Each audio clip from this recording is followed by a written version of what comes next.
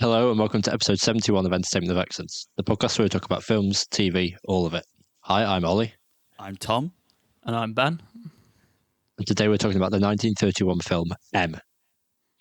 First half of this will be completely spoiler-free, and then we'll be doing a deep dive with spoilers at about the 20-minute mark.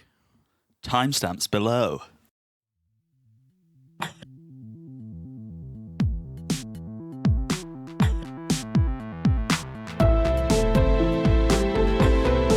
Yeah, that sounds good.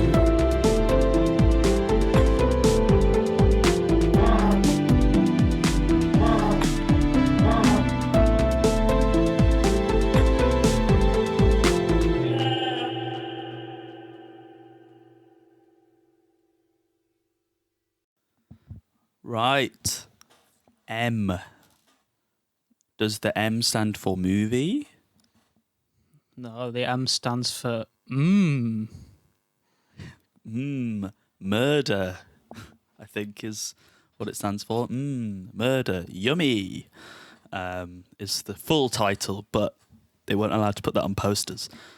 So the brief, of course, spoiler-free plot summary is that a murderer is terrorizing a small town of 4 million people.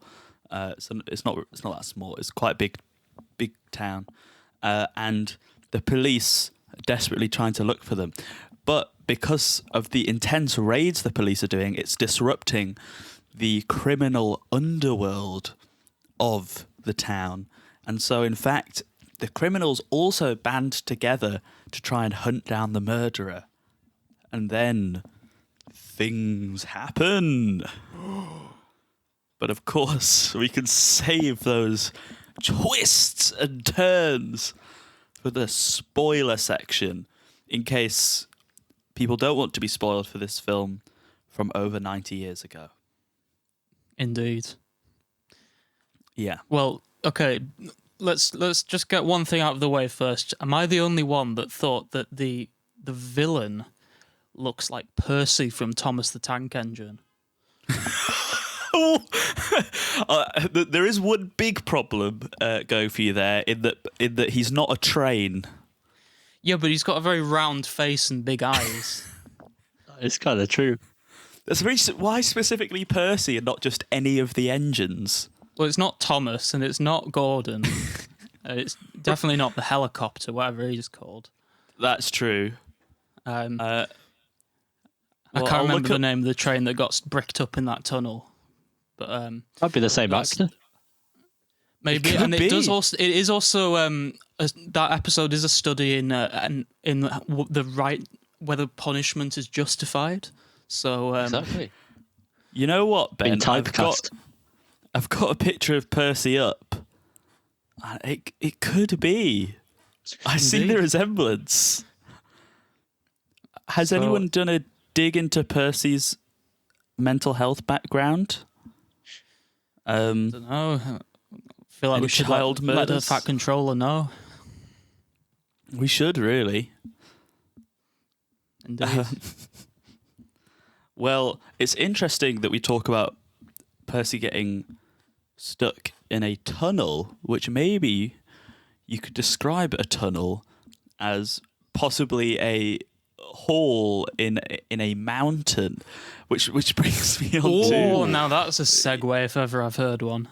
Yes, which brings me on to one of the great things that this movie kind of invents for a trope of serial killer movies. This is about 40 years before the term serial killer was invented, which is crazy, insane. That's insane. And so basically the murderer, he goes around and he whistles in the Hall of the Mountain King, and it starts to become this kind of signifier that he's nearby, even if you can't see him on screen. So as soon as you hear like, you go, ah, which is a very, very good use of a leitmotif, which, according to a very reliable source called Wikipedia, is I'm going to say one of, just to set myself safe here. One of the first instances of a leitmotif being used outside of opera. So there you go. Fritz Lang stole from opera. Yeah. Another bit Well, of trivia is that the actor apparently could not whistle, so the whistling is actually done by Fritz Lang himself. Yeah. I saw that. Yeah, it's quite interesting. I mean, one of the biggest things about this is it's obviously one of the first, not the first movie with sound, but one of the sort of pioneering films that actually used sound.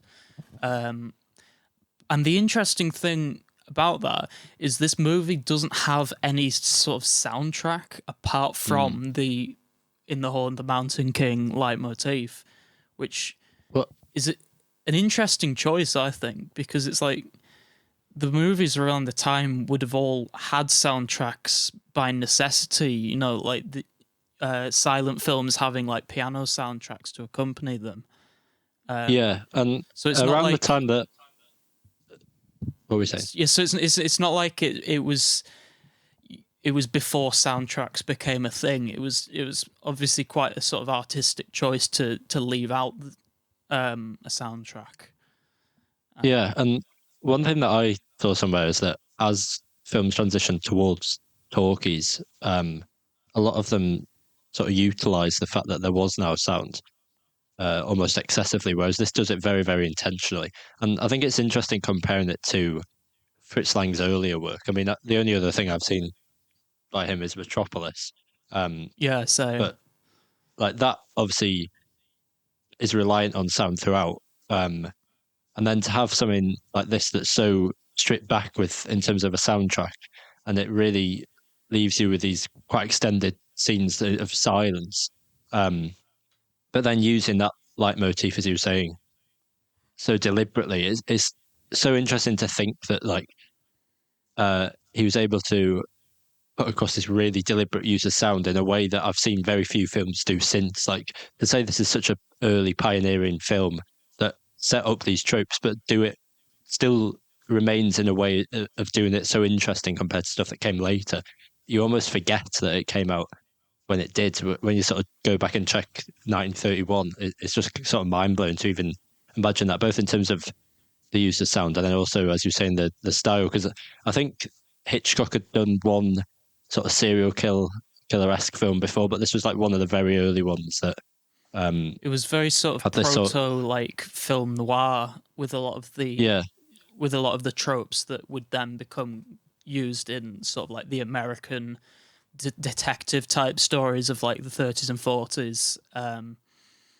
But it's like pioneered here in Germany a good sort of 10 years before the style was very popularized. I think that's quite interesting because you've got stuff like the police procedural, I think is the actual term for it. You've got the police trying to sort of solve a crime. You've got unreliable witnesses.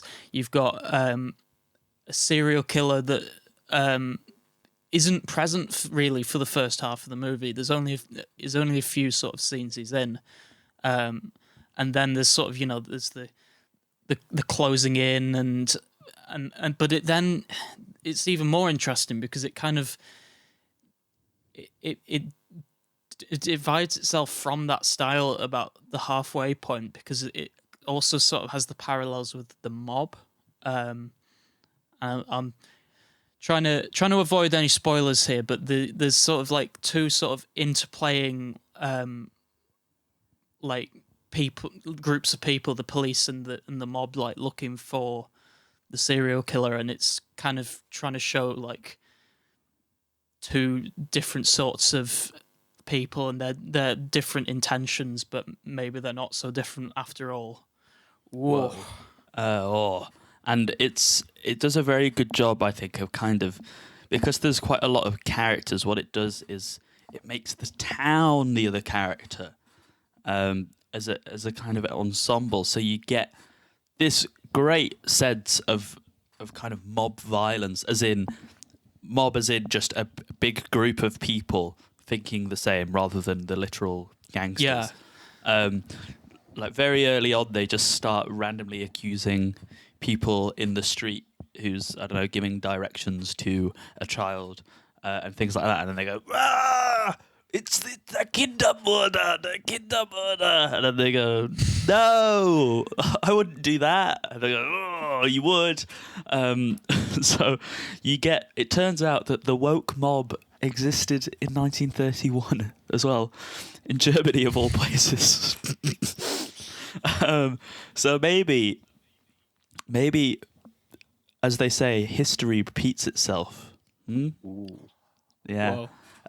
So it shows you that cancel culture was also a problem back then. It's this kind of inherent like public desire for retributive violence. You still see it now of people, that have clearly done terrible things. For example, murdering children. I think we could all agree is bad.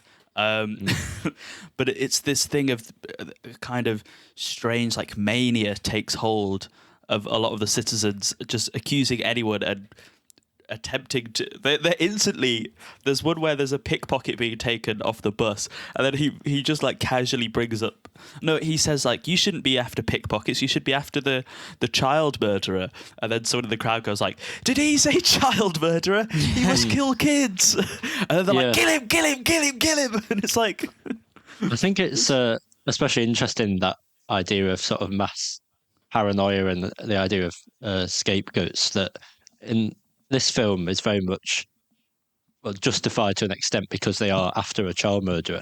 But putting it in the context of Germany around that time and then what was to come after, I mean, this is like 2 years before Hitler came to power.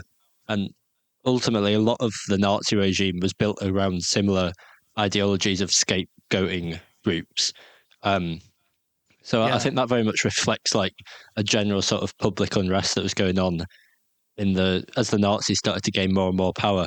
And I think it's quite not necessarily that it's like a direct one-for-one comparison to those attitudes, but I think it is quite interesting seeing like how town responds in this sense when they have some sort of rationale behind it because they know that it's a child murderer, and how then, if you compare that to like under Hitler, how there's never really any justification in a real sense, but the way that the Nazis sort of portrayed that justification, that everyone latched onto it, and then there was like another form of scapegoat, through the Jews and the other minorities that they latched onto, where that was very much conceived of in an abstract sense, whereas this is like in an actual sense where there is a reason to be paranoid, but still the way that they react might be seen as semi-irrational, especially towards the end. And that was quite interesting, like looking at Fritz Lang himself, because I think this might have been the last film he made in Germany. I think a couple of years later he tried to make another thing that was banned, and then he himself basically fled to America, and then I think for like 20 years after that he produced films in English. So it's one of those where it's interesting looking at it from the historical perspective of like the general feelings within Germany on the eve of the Nazi takeover, and how that sort of reflects in certain senses in the themes of the film. Yeah, it's not so much a sort of one-to-one comparison for it, but it really does reflect the sort of attitudes that at the time, where there was scapegoating and sort of mass paranoia that was directed against certain people and certain groups by those in power. Yeah. And one of the other interesting historical things is the real lack of fun things for children to do, because the film opens with what has to be one of the most boring playground games of all time, where pre-ASDF movie. Yes. Someone stands in the middle of a circle and does this little nursery rhyme that's like, the big scary man in the black coat, he's got a big chopper and he's going to chop you up. And then whoever it lands on they're out. You just do that over and over again, and I mean, there's no game there. There's no way. It's not skill based at all. It's entirely luck. There's no interaction. You just wait there while this person in the middle says this revolting song, waiting for your turn to get chopped up by this scary man. And there's no real game there. And one of the other characters, she is the presumably killed. You never really see what happens to them. Whose idea of fun is bouncing a ball off of a wanted poster for a murderer for a bit, which is a great shot, but it must have been boring living in 1931.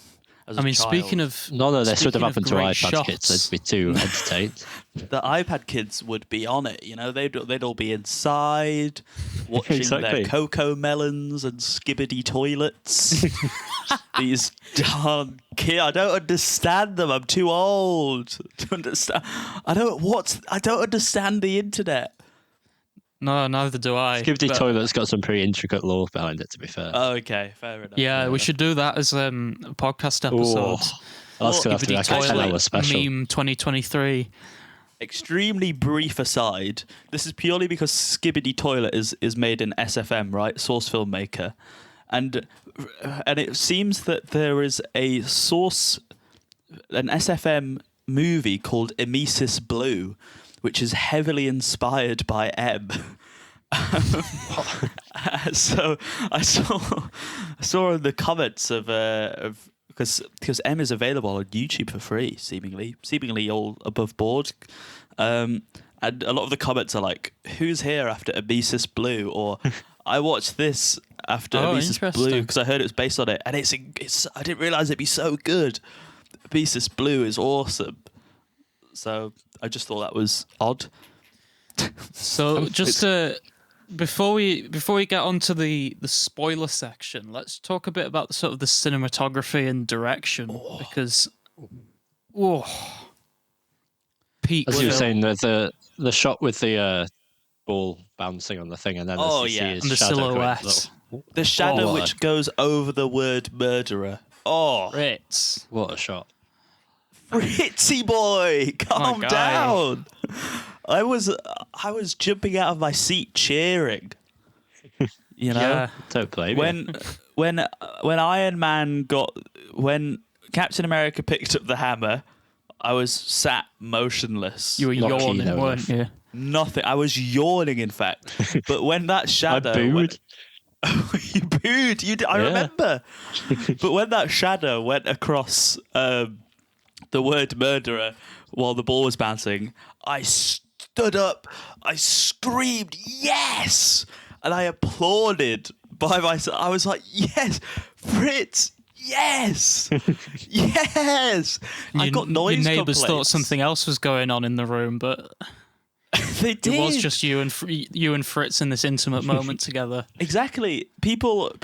My neighbours thought that I was bouncing a ball against a wall and having a whale of a time, but actually, it was that shot was just so good. And I know that I've gone on about it so long that it sounds like I'm being ironic, but it's actually really cool. It is pretty cool. Yeah. The use of light and shadow is just really good. Peak film. And there's that shot as well where you see him looking in the mirror and in the window, and it's got a reflection, and you can see a potential victim behind him. Yes. And that shot is so powerful because, like, just in terms of shot composition, it's really cool. But then you also see he's got this like thing where he sort of plays with his face that you see earlier.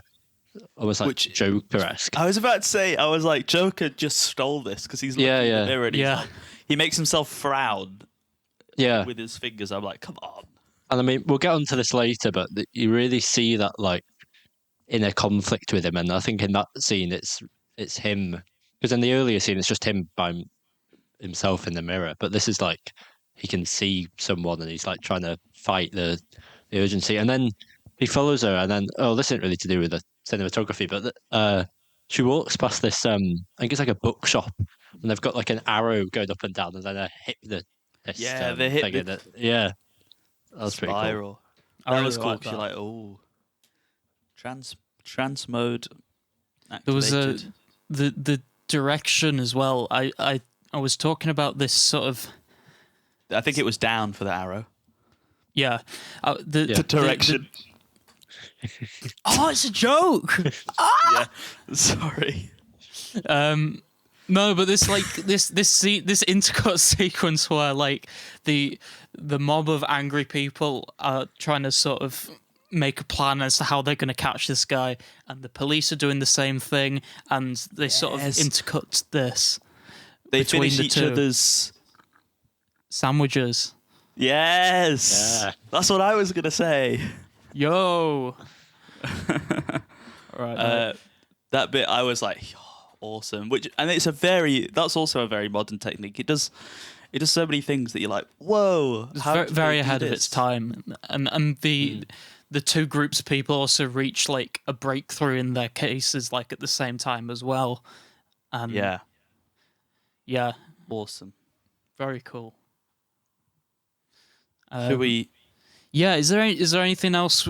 Spoiler There's one free thing I should bring want up. to say, but I feel like I'll save it for. This is like slightly spoilery, I guess. Is it a bit spoilery?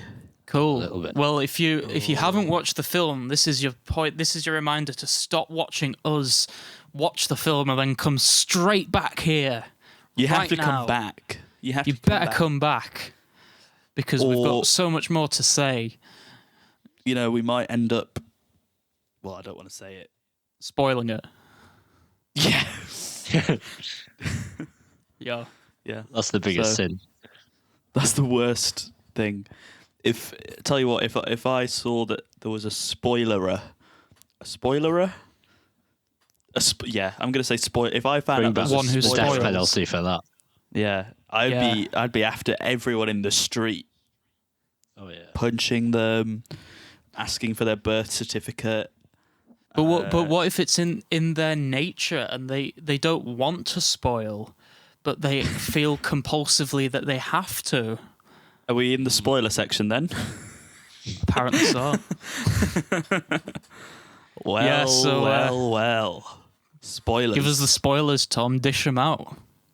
The spoilers. So, the mob managed to use. Oh, so there's some great stuff. At the start, the murderer buys a balloon from a blind man when he's with the victim, and he whistles "Hall of the Mountain King." And then later on, he's whistling it when the mob have enlisted basically all the beggars as their eyes. So John Wick stole that, and then the blind man hears the whistling and tells someone, "That's the guy. It's him. He's doing the whistling like from the time that the girl died." So then this guy, he hides in the bushes, does a chalk M on his hand. The famous M hand, and then gives him a cheeky pat on the back to mark him. And they chase him down to this big office building where he hides in the loft. And then the mob essentially just absolutely tear through the place, breaking all the ceilings and doors and things, and eventually catch him just before the police arrive. And then they have a little trial in the basement where the murderer, who's called like something Beckert, Beckert. Beckert. Hans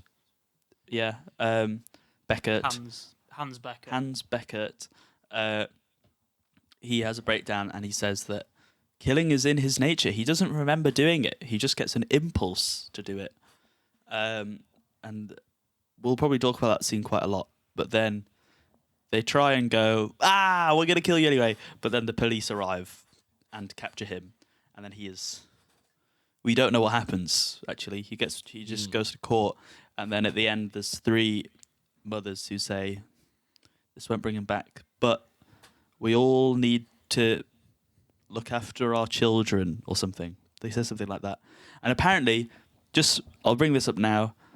Apparently, this is quite a difficult cut to find, but in the original cut, after it fades to black, when they've said, like, We all need to look after our children, and then it fades to black, and then you hear them say, "All of you." Ooh. A cheeky Nice. fourth wall break, but we don't get that. That's sad. Well, let's talk about it a little bit, because I think it's a really interesting sort of plot that it does, because it throughout the film, right? I don't want to say it presents Beckett as sort of like sympathetic, like as a good guy, but you start to feel sort of a little bit of sympathy towards him as he's sort of being hounded by this just mob of angry people. And then that kind of flips back, because you're then reminded, well, he is a child murderer. And then he has this emotional speech in the basement where you suddenly have to come to terms with, oh, well, it might actually not be in his nature. So, is it fair that we just kill him? It's this, if he's mentally ill, is he actually guilty for his actions? And then the police arrive, and you're left with like no verdict. The film doesn't like answer that question for you, which is great stuff. Yeah, it's there's not many sort of films, especially now, that I feel would kind of take that sort of bold approach of not outright defending the villain, but like sort of presenting him fairly, I'd say. Yeah, another thing as well as that sort of moral ambiguity that you get through the ending, and as you say earlier, with maybe, not necessarily sympathy, but the fact that, it's sort of this uncontrollable urge he's got. But another thing I think that was quite interesting, well, first of all, you're presented with who he is quite early on, even though in the first sort of 45 minutes or so, he's not in it very much. You still know who he is, and you can tell who he is through the whistling.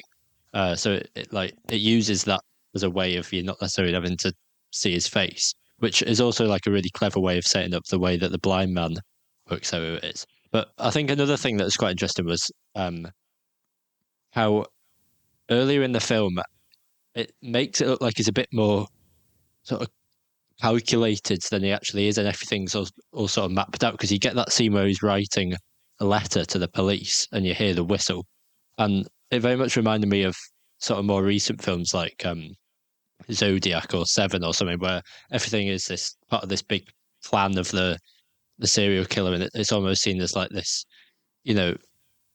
insane and deranged motive, but kind of this big game to them. But so I think earlier it seems like he's in a bit more control than he actually is, and he seems like more relaxed when you present it to him. But then as it goes on, you start to see that that's not the case at all. Like he is just fighting these animalistic urges, and he's not in control at all. So I think that was quite interesting, like looking at how that compares to more modern stuff, where I feel like there's this tendency to present, even in like true crime type of stuff, I feel like sometimes they romanticize the genius of some of these killers and like evading the law and having this like big plan set up.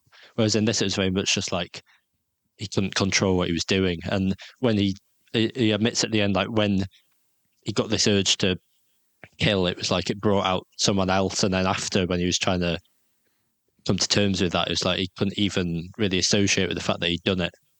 But equally, I'd say that though, the scene where you see the reflection of the victim in the window and you've kind of got him watching. I saw that. I don't think that the expression on his face was more sort of like fear than anything else. Yeah. So I think you're right. It's like he's not in control of his actions, and it's just something that's sort of happening, like a compulsion that he can't control, and like that sort of scene kind of showed like he's kind of aware of what he's doing, but kind of like not enough to actually control himself. Yeah, I think that was a big turning point. That, because did you feel the same at this sort of first act, where it seemed like he was a bit more calculated. it felt like he'd be this sort of cold, calculating, like, killer who's meticulously planning out which children to abduct, and then it kind of pivots and it just shows you that it's this little guy. Yeah, and I really liked the contrast in the trial with bringing up that the kind of mob leader, the defense attorney, quotation marks, says, it's like, well, aren't you wanted for 3 murders? And it's the contrast of those 3 murders where he understands what he's doing and still does them. So there's that kind of thing, but is probably less likely to murder in future. So it's then contrasting. It's this thing of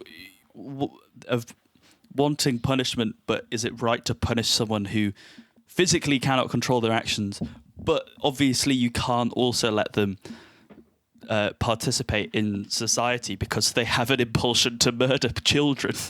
Yeah. So it's this thing of it's this really interesting question where it's like, well, they probably do belong in a mental institute ideally, but there is the thing of an increased likelihood of escape, or maybe he could be dismissed again on a mistake, which, because he had been in a mental institute before and been dismissed as safe and harmless. So you could understand that, well, there's the fear that could happen again. So is this really Ewan's take? Because I assumed when it started doing that it was going to go fully, well, you can't just punish someone for mental health issues that if they are truly impulsive that they've got no control over. But it still does have that thing of something needs to happen. But you don't know what, and it's very aware that it's not an ideal world. Like, it shows, it even does this throughout with smaller things, like with police investigations. It shows the fact of how a lot of, especially in 1931, they were basically solely relying on like witness testimonies, and maybe if they could find for a murder, let's just hope like that we find a knife with blood on potentially. it. Yeah, there's fingerprints, or it would be very obvious evidence because they didn't have DNA back then. Because that was one of the first things that happened when they were looking for the person, is they had like something with fingerprints on. I can't remember what it was, but it was just like, yeah, we can't use this because so many people have touched it. Yeah, and this thing of it being a scary new thing because it's too difficult to find him, because all of the, what do they say? He finds the victims by luck. It's a kind of chance encounter, so there's no way to connect them. So it shows all of these interesting problems with the police, and then they also just massively showing the police massively just want to increase their powers, where one of them's like, more raids, we want to raid everything, we want to stop everyone in the street, I want to get in their houses and Yeah, I think it's really interesting in how particular that seems to like really just enjoy like the power trip he's on. Yeah, and it's interesting how they show those flaws with the police whilst having all these parallels with the criminals who, are motivated by this sort of selfish desire, because they're like, oh, we can't really carry on doing our crimes as well when this guy's on the loose. But they are having the parallels with their conversations and methods. But the criminals are actually better at it because they sort of have insider knowledge, and they are the ones that ultimately kind of find him out. And then that's why towards the end you have this very interesting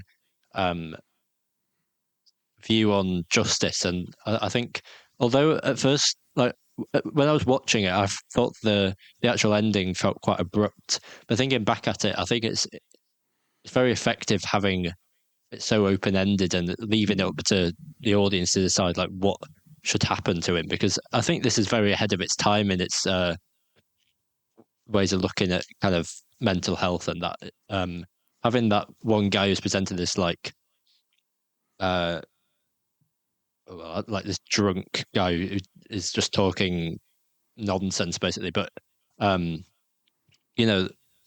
is very much a debate in society now about treatment of mental health victims, and I think that like in that discussion, it's very sort of prophetic. Yeah, I think it is quite a fair portrayal, because it's like the fact it was open ended does leave you with the question of what do you think? I mean, the last note of the film is that we should protect our kids, which is kind of the thing that everyone agrees on in that courtroom. But it's like people coming from it from different perspectives. Like the defense attorney, he's quite like fairly like following the letter of the law, and he's like, well, can this person be found guilty for his actions that he cannot control? Yes, I agree that he should be locked up and kept away from kids, and like no one is pleading that he's innocent. He doesn't plead he's innocent, but you know, it's not. Is it right to just kill him and just, you know, extinguish his life for the crimes that he's done, and versus like actually just locking him up away from the rest of society where he can't harm people? And then the other side is like, well, yeah, but he's already escaped once, you know, he might get out again. He has like killed kids, and there's I think, I don't know if it was the translation or not, but I feel like there was some hints to like he might have like sexually abused kids as well. Yeah, there was. Because it was like, you know, the condition we found them in, which is like, oh god. Yeah. So which like, I think was also, you could really elaborate back then. Yeah. In movies, be filth. But So- the interesting thing, I don't know if you saw anything about this, but that final scene with the monologue from Beckert, where he's just like so desperate and sweaty and like screaming.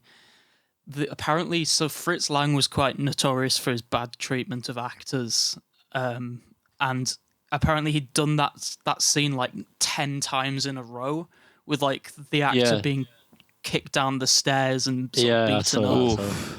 So it's Yeah. like that's kind of got some moral issues in itself, because it's like, well, it got such a perfect, compelling performance that is just like, you know, so ahead of its time, and just like fantastic in this sort of desperation it portrays. But was Fritz Lang himself right in doing that? Because, you know, Yeah. that's I saw when he went to America, like his methods were quite controversial, right? And I think he was like, some films were shut down, or there was some complaints about something because he used similar techniques to that. But I mean, it really does bring out such a good performance of that guy. I mean, as you say, maybe that like fear and stuff is sort of semi-genuine, but I mean, I'm not saying it was right for him to like push him down the stairs 10 Yeah. times, but it brought out a good performance, you know.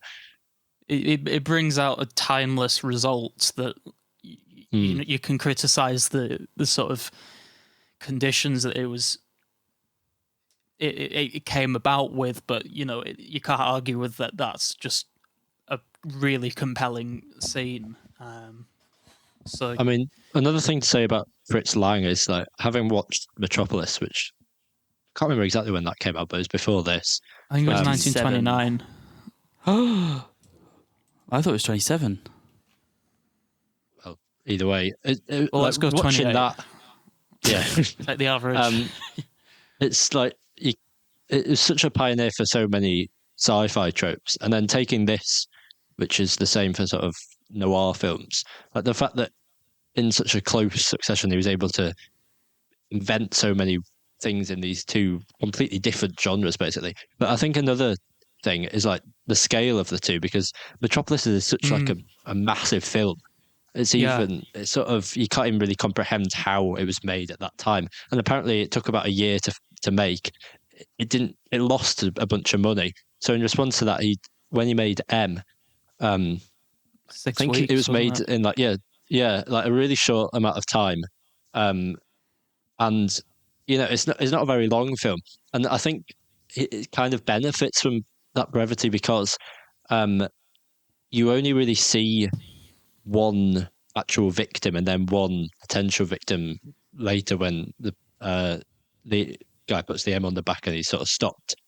You get a sense that he's been doing this for a long time, and as it gets towards the end, you hear about him being locked up before. But I think it makes it more personal in the sense that you see fewer victims, because if you saw just like a huge amount of, it just like repeated him killing various people at the start, it would almost lose a sense of like this connection with him. It's kind of like that whole thing about statistics in war, like it kind of loses an essence of the personality of Loses it. the humanity. Yeah. It's quite interesting. The villain in Metropolis again is quite sort of dramatic and over the top and very sort of textbook evil, and polar opposite here, just someone who's kind of like you could argue he's a victim of his circumstance and his mental illness and that sort of thing, and just not like, I don't know, Hannibal Lecter or someone calculated. So yeah, which is like interesting, because I'd have thought, just thinking about the period this came out, when you have sort of silent films, you need these really melodramatic, over the top performances to carry a lot of it, and you tend to get that a lot when you watch older films, where you have these almost caricatures and these very like obvious genre tropes. But to have those develop later with these like iconic characters like Hannibal Lecter, as you say, but that's originated in this, where it's a bit more stripped down and low key.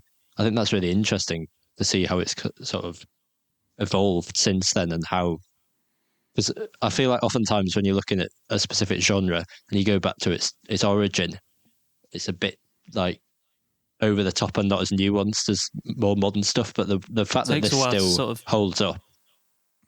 Yeah, I mean, it takes even a while like to sort of Citizen develop Kane, what it's going for. Yeah. Cool. Anything else we should have a chat about before we rate? That's most of the stuff We've covered the M bit, so I think. Oh, one thing I wanted to mention is that I really liked the montage of the kind of lingering on the shots of all of the destroyed doors and walls and ceiling after they've gone through the office building, because I don't know, it just was cool to just kind of linger on the destruction they'd left behind. Whereas I feel like there's especially a lot of films just kind of show people doing these crazy rampages through, but the just slight moment that you take to linger on what they've left, it was, I don't know, it felt impactful. I don't know what it was supposed to do, but it made me feel something. Also, another usually good notable shot was the I think it's when you're first introduced to the beggars. It's like a 5-minute plus tracking shot that you don't even really realize hasn't cut, but I didn't notice that. There you go. I goes on didn't for notice ages. that until like I read up a little bit about it afterwards, and it was talking about this massive tracking shot, and then I was like, oh yeah, that was just one shot. Yeah. Sort of, really groundbreaking film. Yeah, really weird to think it was released in the 30s. And I love the shot of the police entering, because you don't really see them enter. You just see everyone, this big crowd. Yeah, is right everyone at the big crowd stop and then put all of their hands up. I was like, and it's just silent. It's so good. Good stuff. Also, Fritz. 165 for 2 brandies. If you're wondering. That sounds cheap. I don't know what currency it was or how much that would be now. I think it'd be 5. You think it'd be 5? That's cheap for 2 brandies. Yeah. You know? What was the 6. currency in the Reichsmark? 165 1931 Reichsmark. Yeah, this was a bit after hyperinflation, so the prices were quite good, I think. That's good. In pounds. In modern actual money. Oh, it's difficult to do. See, This is very off broad. topic. I've never understood how you're meant to get old currencies into like a new different currency. Do you convert it into like pounds at the time and then that like work out the value in today's money, or do you like work out the value in that currency today and then convert that into pounds? That's a good question. There's this thing called the PPP, the purchasing price parity, which is meant to account for like the value of the currency at the time, but also the cost of living. Yeah. So I think the first one you said is basically what that does. So you kind of work out what the equivalent buying power in your currency it would be at the time, and then work out what that is today. Yeah, but it's quite Yeah. difficult because It's not going to be an Yeah. exact science, but without going too much into it, you've got loads of different measures of well, first of all, like inflation, and then also what's actually included in the cost of living index, and then also obviously you have to account for changes in the currency values and also changes in the currency because like at that state in Germany they just changed the currency, so it was quite all over the place. I can do it from 1938. Rushmarks, maybe. Yeah, should we work out what it is in Entertainment of Excellence ratings in 2024? Ooh. Oh, we could. Yeah. Okay, tell you what, I'll go first. I think I really like the movie. I think it was really groundbreaking, really thought provoking. One of those where you actually leave and keep thinking about the movie rather than just having it being self-contained and you kind of don't think about it afterwards. I think that's always a really good point. I did feel like it dragged a little bit during sort of the middle, just before sort of the chase after Beckert. That could well be my attention span being terrible in 2024, but I think that and the lack of soundtrack being an artistic choice I respect, but I think it did leave some points kind of feeling rather odd. It might be better for me on a rewatch, but it felt like there was a lot of sort of empty space. Like there's shots where there's like virtually no background noise, where it is just silent, which is kind of a bit jarring. So I know it's like a little bit unfair to criticize that for sort of experimenting with like new technology at the time. It'd be like criticizing the Beatles for like panning the drums all the way to the left, but you know, I think that did still impact my enjoyment a little bit. So I'm gonna go. How dare you have an opinion? I'm gonna get roasted in the comments. We're gonna get one comment, like our first comment in like 4 months, and it's gonna be roasting me. But, so comment down below to prove Ben wrong. Yeah, come on, give us some engagement. Dislike the video. Fritz stands. I'm gonna go. If you got this far in the episode, comment M is for mid. It was pretty mid. Yeah. There we go. I think I'm gonna go 7.8. Ah. So I'm not saying it's terrible, but you know, I think 7.8 is far from terrible, if you ask me. I think that's very good. Well done, Fritz Lang. We'll get that score over to you by tomorrow so that he can enjoy that certificate. He's still around, right? Do we have his address? Well, we could probably find out where his grave is. So mail it there. His what? His grave. You're saying he's dead? Is he dead? No, that's just where he's living at the moment, under the ground. Oh, okay. I was going to say, I didn't think that he was ill. No, he's just like vibing in his little wooden box. Okay, cool.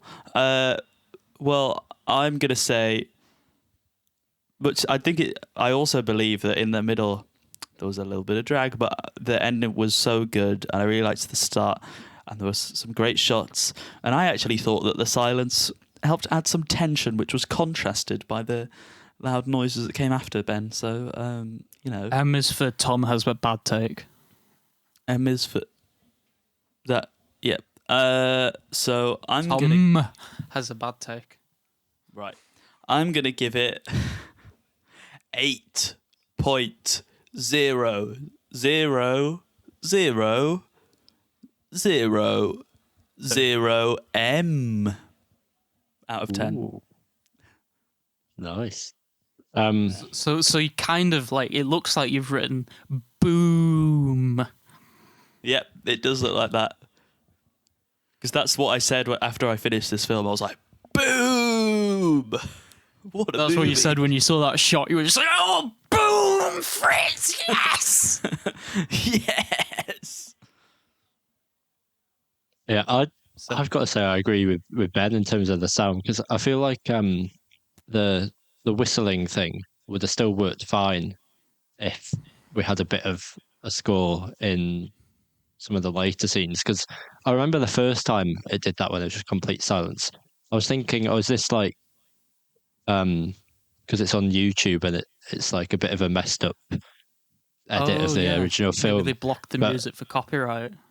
Yeah, but I don't think that's the case. But no. But that was just like the fact that it like actively confused me to even check if I'd accidentally muted or something the first time means that I think it was a little bit jarring. But in terms of just like the cinematography and the story, although it's quite, I guess, straightforward by today's standards and compared to Metropolis, which I do still prefer Metropolis, but I feel like that's more just because I'd prefer something that was a massive pioneer in the sci-fi genre to the noir genre, just because I prefer sci-fi as a genre.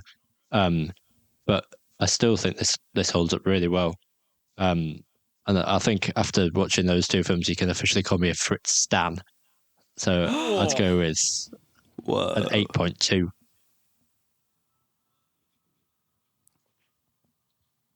Cool.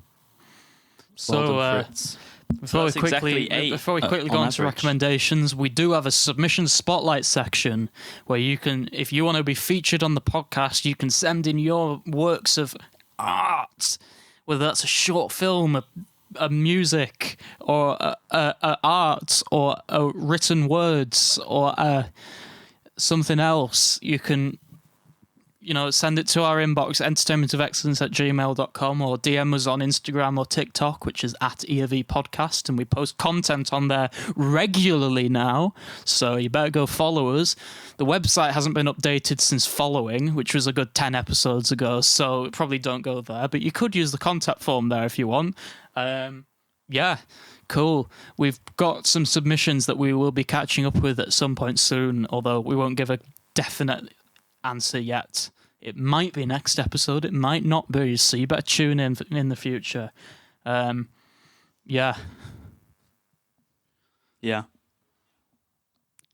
Recommendations It's time for recommend. Oh, sorry. Am I supposed to do the jingle? Recommendations.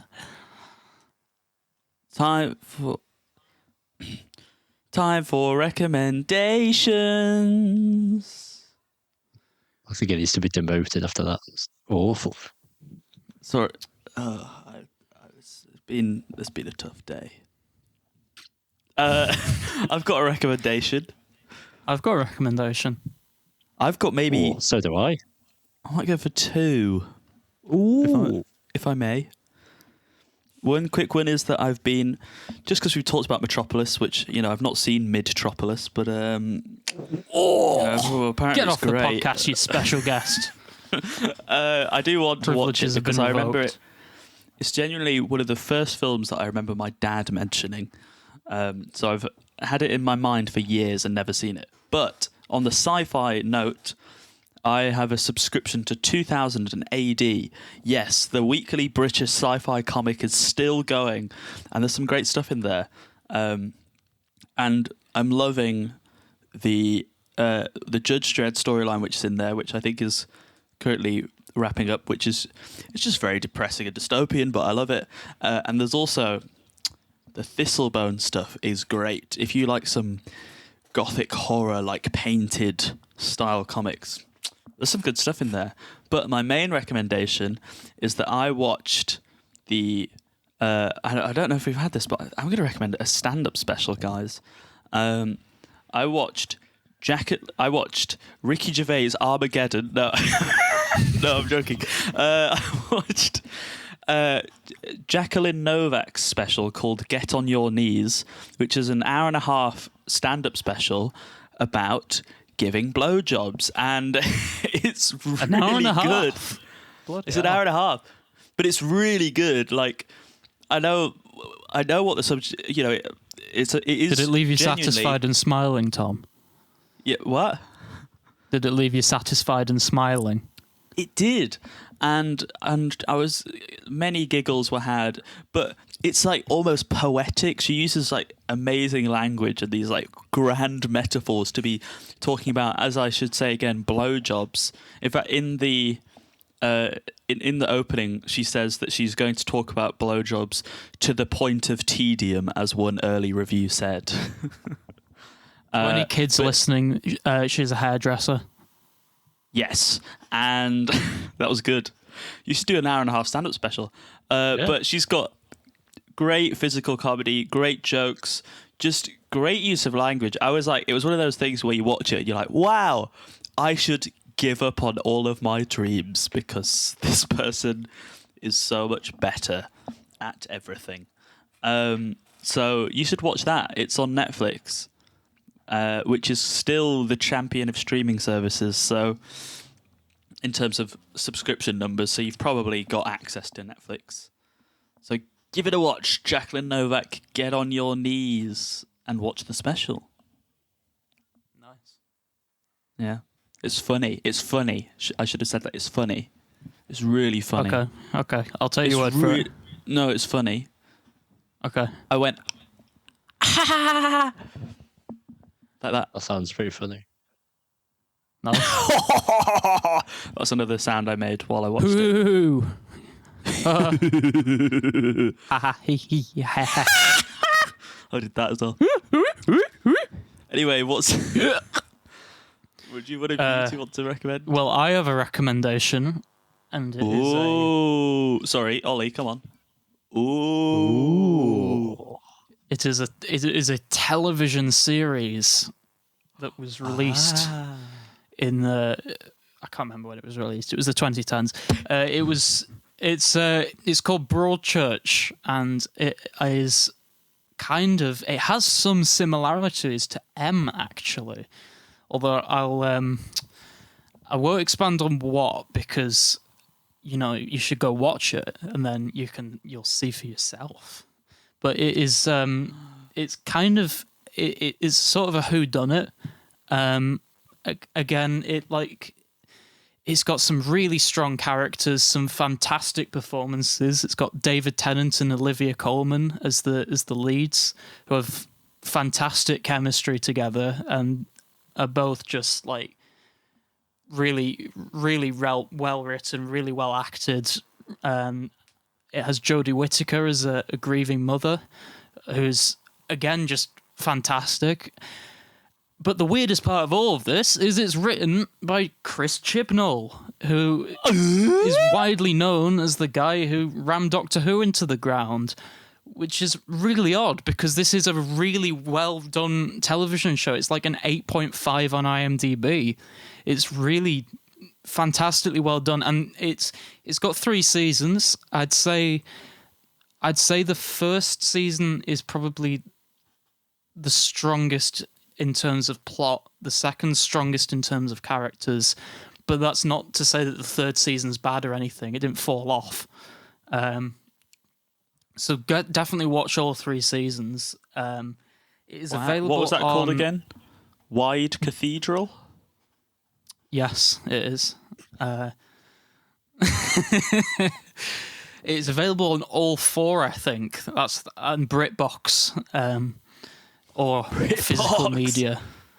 Does BritBox still exist? I mean, it says it's available on Just Watch, but I can't think of anyone who's got BritBox. I think it's a big thing in America and also maybe Australia. Maybe, yeah. It's more for the people that go like, you should get BritBox. You know, those Brits are doing some really I want to see good some TV. quality British entertainment. Exactly. So yeah, go watch Broadchurch. It is very good. There's David Tennant in his Scottish accent as well. There you go. Wow. Well, Ollie, do you have a recommendation? I do. I'll just Ooh. full house today. Well, a quick fire film that I think Tom's seen as well is Poor Things. I think it's still out in the cinema. Yes. It's good. I love Poor Things. It's a good film. But my second recommendation is some music. Which we don't recommend very often on the podcast, but for those of you that don't know, I am a big fan of hip-hop music and specifically experimental rap.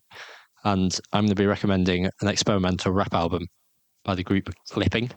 Have you heard of this? Heard of who? Clipping. Who, sorry? What's the first two letters? I don't want to be... Clipping. Clipping? Yeah. Clipping? Well, I don't know. It's just funny to hear you say clipping over and over. So what are they called again? they're called Clipping. Oh, yeah. Why does it sound like you're pronouncing your L with an R? It's like What? It's like you've got like a CRL-ipping. Clipping. So I'm sorry, you go ahead, recommend. This is top quality content. Yeah. So I think they're a trio. And specifically recommending I think it's technically their second studio album because they had a mixtape first, but it's called Splendor and Misery. And the reason I'm recommending this is because it is a concept album and it's actually got quite a bit in common with 2001: A Space Odyssey, which is a podcast classic. So The first movie to get a 10 out of 10 on this podcast. Yeah. From some people. Boom! So their music is pretty abrasive. Like they use sort of these really harsh industrial sounds and like alarms and stuff. So it's quite maybe not the most pleasant of music to listen to all the time. But the lead MC is like a really, really skilled rapper. And like I'd recommend all their projects, but this one specifically, it's the story of an astronaut who gets stranded in space and everyone else on board dies and he's just left with this AI Hello. guy. Sorry, that sounds like 2001: A Space Odyssey. What's that? I don't know. And it's really interesting because it shows a bit of the relationship between him and the AI, but it's also got like these themes of isolation. It's got him, like the way he sort of survives is through art and music, and like it's also got this interesting theme throughout of Afrofuturism and the way that it kind of parallels with a lot of slave experiences. So yeah, I don't want to give too much away, but if you're looking for an experimental rap concept album, It's exciting to have sci-fi an adjacent album that someone doesn't want to give spoilers for. I've been missing them. You know, there's not been what's there been recently? Igor, I guess you could be spoiled. Yeah, I mean, I think sometimes concept albums can feel a little bit gimmicky, especially if they like are really trying to stick to a narrative. But I think this handles it really effectively. It's not it's not like as catchy as Igor, but it's very like experimental and interesting. Would I like it if I like JPEG Mafia. Yeah. I mean, I love JPEG Mafia and I like clipping as well. So Great. What that about sort for of fans ballpark. of Death Grips? death grips are good. Okay, Some- I will listen yeah. to it. What are they called again? Clipping. Just What? I It don't sounds like understand this. you're pronouncing it like PCRLIPPING. I'll be honest, I'm not even laughing at how you're pronouncing it. It's just the fact that every time it's kind of like, I don't know, it's just funny to get you to say clipping over and over again. Was it clipping? Wait, sorry, what were they called? It's sort of a play on like when you get clipping on microphones because they use like, you know, these really weird sounds and whatever. But yeah, that's clipping. Anyone that's interested. Hope the gain on your mic's set right, otherwise you'll be clipping. Yeah, that's what Ollie just explained was Yeah. But you know, it's a joke. Yeah. And speaking of jokes, you know what's not a joke? Us gonna come to your house and beat you up if you don't like and subscribe. Yeah, like and subscribe and comment. If you got this far, Which then you won't have, because instead, the stats say no one watches past the first 20 seconds. well, exactly. So if you got this far, you don't comment M is for mid. Instead, you have to comment clipping. Alright, see ya. So that's for the true fans. The true fans will put clipping. Okay. That's how we'll know. Yeah. Because we'll Looking have forgotten forward to by the hearing time this your comes comment, out. Will. Yeah.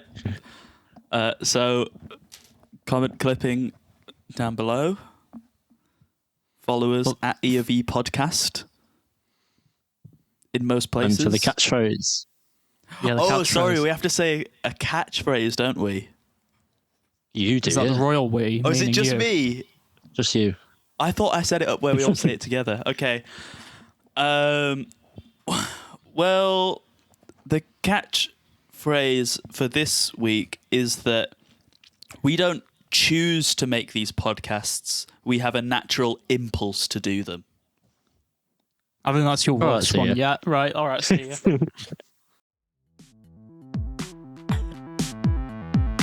Presented by Ollie Luff, Thom Sweeney, and Ben Stinson. Music by Thom Sweeney and Ben Stinson. Audio engineered by Ben Stinson at Longwater Productions. All Right See Ya, created by Al Wright, Sr. All rights, brackets, see ya, close brackets, reserved.